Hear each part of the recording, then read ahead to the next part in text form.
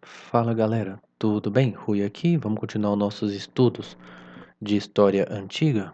Agora, hoje a gente vai falar, como vocês estão vendo, do fim do Lisandro, né? Ele ganhou a Guerra do Peloponeso, como vocês lembram, né? O general, o almirante espartano que conquistou Atenas e general também, né? Porque você vê que ele tá com um exército aí nessa litografia, eu acho que chama, essa figura aí.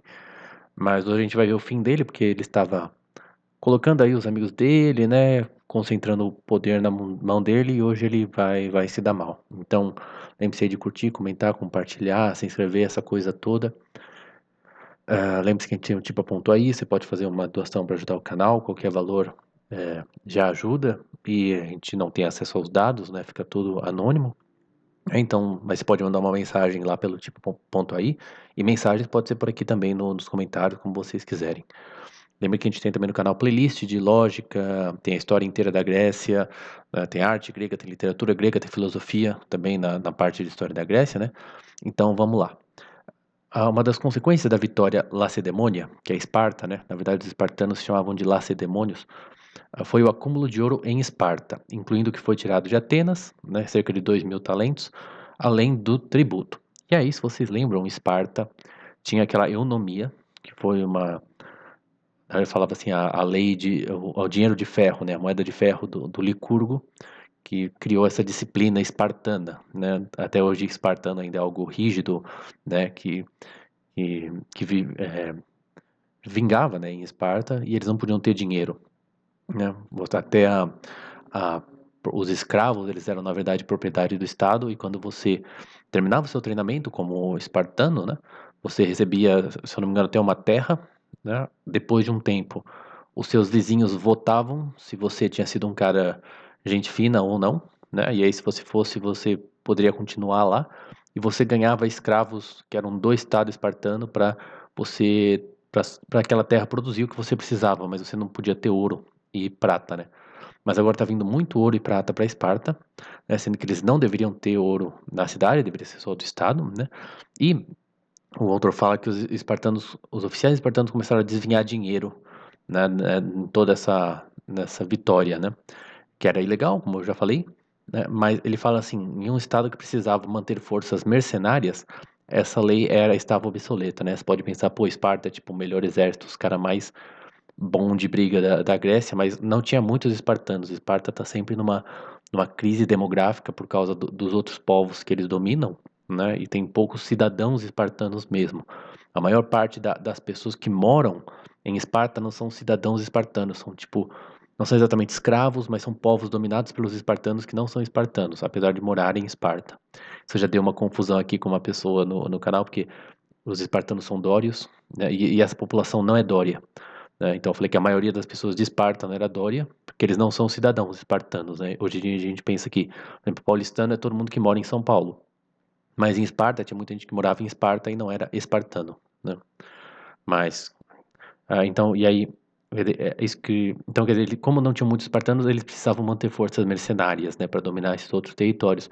E aí, não sei, quer dizer, pelo menos os generais, os caras mais importantes, precisavam do dinheiro, né, para pagar desses mercenários, né? Então, quer dizer, em alguma medida alguém precisava ter dinheiro, né?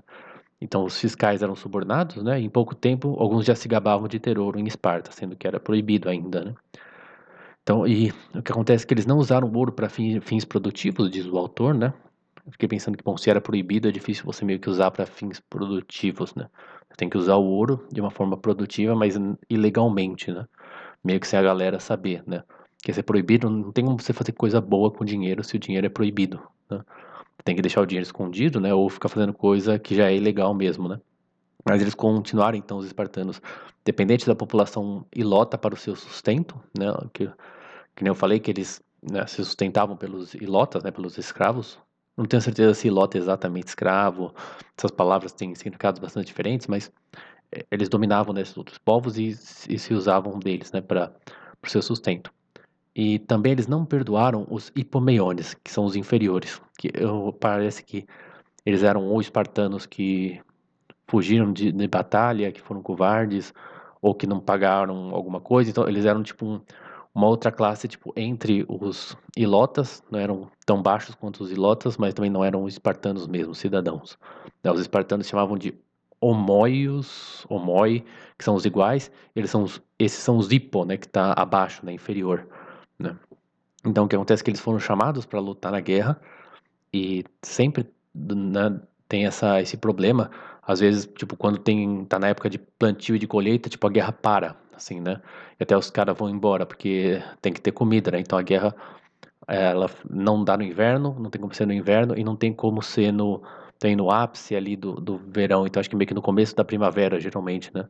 Tem gente, tipo, alguns meses em que dá pra guerrear, porque depois já tem que voltar pra plantar e colher, né? E depois vem o inverno e não dá pra fazer guerra no inverno, né? Então, só que esses caras, eles foram chamados pra guerra, né? E quando voltaram da guerra, eles não tinham cuidado da terra, né? Porque estavam na guerra, e os espartanos falaram, tá, então paga aí os tributos. Aí eles falaram, bom, não tem como a gente pagar os tributos, porque a gente tava na guerra lutando por vocês, né? Então, tipo, a gente não trabalhou, como é que a gente vai ter o que pagar pra vocês, né? Então, mais os espartanos não quiseram saber, né? E ah, perderam direito, cidadania, né? E o que acontece é que, na verdade, eles eram considerados mais perigosos do que os ilotas. Porque mesmo eles não sendo tantos, provavelmente eram menos, mas eles tinham uma habilidade muito maior de se organizar, né? Também que se eles participaram no exército, eles tinham mais disciplina, né? E já sabiam usar as armas, né? E acho que eu coloquei aqui. Ah, aqui. Então, e essa nova posição de Esparta, em que agora ela não está só no Peloponeso, né? Mas ela está dominando entre aspas, né? Mas em que ela influencia e ela lidera a Grécia, né? E também está colocando mercenários e tropas em várias cidades, né? Isso aumentou a demanda por homens para as tropas, e os periecos, que na verdade eram os estrangeiros, né? Eles tinham sido três periecos para cada dois espartanos, se eu não me engano, acho que era isso. Era isso que estava no livro, e eles passaram a ocupar o dobro da posição dos espartanos, né? Então foi de 3 para 2, né? Que é mais ou menos 1,5 perieco para cada espartano. Agora são 2 periecos para cada espartano, né? Quer dizer, quando a gente pensa realmente, quando a gente fala, né, que quando você tem 2/3 das pessoas, né, tipo em votações, em congressos, fala que é uma maioria absoluta, né? Maioria 50%, se você tem 2/3 para mais, é uma maioria absoluta, né? Então, basicamente, eles já estão numa maioria absoluta no exército espartano, né? Porque você tem que chamar mais pessoas, então você tem que pegar aqueles caras que você não gostaria de chamar, porque eles não são espartanos, são estrangeiros, né? Se eu não me engano, perieco é estrangeiro, porque tanque peri vem de periferia, de fora, né? Mas, então você chama esses caras que você não se chamaria porque você não dependeria tanto deles, mas você precisa de gente, então fazer o quê, né? Porém, o principal risco para a estabilidade de Esparta era Lisandro. No outono de 1400, ou 1400 não, 404, um novo grupo de éforos assumiu a magistratura e começou a atacar Lisandro. Então eles estão vendo que o Lisandro está colocando as garras dele muito para fora ali, e eles vão o autor colocou atacar Lisandro, né? Mas não quer dizer que o Lisandro era uma pessoa inocente e os malvados dos Éforos foram atacar o coitado do Lisandro, né? Mas eles foram atrás do Lisandro, né? Então eles desfizeram uma colônia que ele criou em Cestos, né? Que o Lisandro fez em Cestos, e tiraram o Lisandro das negociações com Atenas, né? Então você vê que é bem no finalzinho da guerra, eles ainda estão negociando com Atenas e passaram para o rei Pausanias, né? Aí, os aliados do Lisandro tentaram processar o rei Pausanias como traidor, né, mas o conselho dos anciãos tomou o lado, né, do Pausanias, né, ficou contra o Lisandro. E o que aconteceu é que o Lisandro tinha pilhado o território de um sátrapa persa, que era o Farnabazus, né? E o Farnabazus entrou com reclamação contra, né, os espartanos, falou: o cara de vocês aí, né, tá me atacando aqui. Então, e os éforos, outro fala assim que eles não queriam se indispor com a Pérsia, né, mas pelo contexto dá a entender que eles também já não estavam muito indo com a cara do Lisandro, né?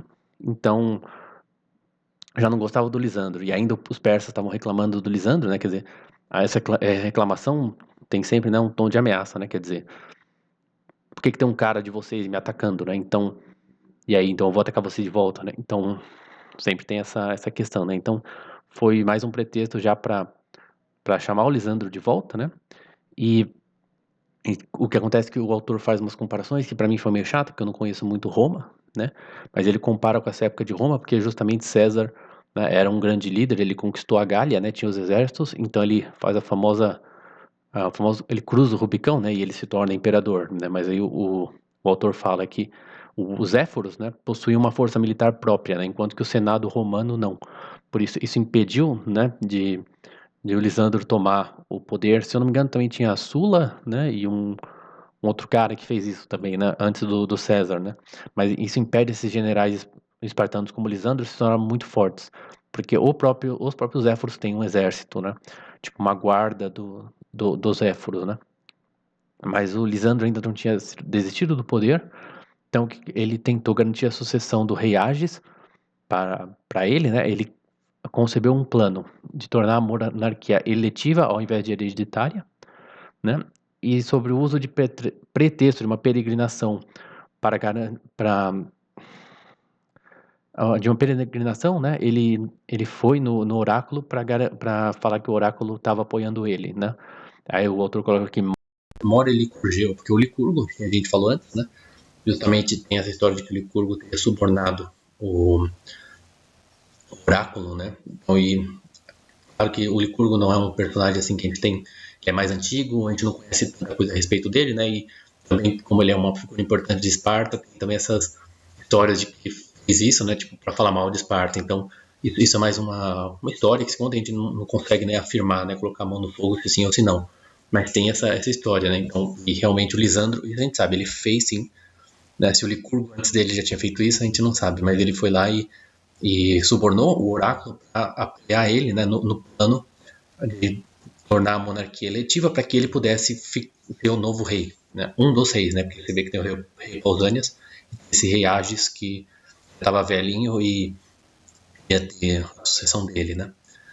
Aí não deu certo, né, mas o Lisandro, quando esse rei morreu, ele tentou se aproveitar da disputa pela sucessão do trono para ficar no poder, né, então ele foi lá apoiando o herdeiro, um dos herdeiros, né, do trono, né? Mas o cara também não se deixou não ser um fantoche do Lisandro, né? Então ele não deixou o Lisandro ficar muito forte. Lisandro teve que realmente dessa vez se retirar e acabou, assim, né? Ele não esse último plano dele não deu certo, né? Aí tem um ditado espartano, né, que fala assim: a Grécia não teria sobrevivido a 2 Lisandros, né? E o autor diz que isso é um eufemismo, que a Grécia mal sobreviveu a um, né? Mas a reação dessas conquistas sobre a política doméstica espartana foi pequena, né? Apesar de toda essa confusão com Lisandro, essa questão dos periecos, muitos periecos do exército, o Pomeiones, né? Toda essa, assim, a Esparta ainda tá indo, se mantendo ali, né? A gente vai ver por quanto tempo ela se mantém. Resposta é até 371. 371, Esparta perde, eu descobri agora isso, há uma batalha para Tebas, em Leuctra, né? E aí ela meio que perde essa soberania sobre a Grécia, né? Mas a gente tá mais ou menos de 404 até 399 aí, né? Então, por enquanto, Esparta ainda vai ter uns quase 30 anos, um pouco mais de 30 anos ali como a principal força da Grécia. Então é isso, galera. Muito obrigado. Espero que vocês tenham gostado. Lembre de todo aquele negócio, curtir, comentar, curtir para ponto aí. E também as nossas playlists de lógica, a gente fala de filosofia, de religião grega, tudo aí nessa playlist de história grega. Beleza? Muito obrigado. Até a próxima. Valeu.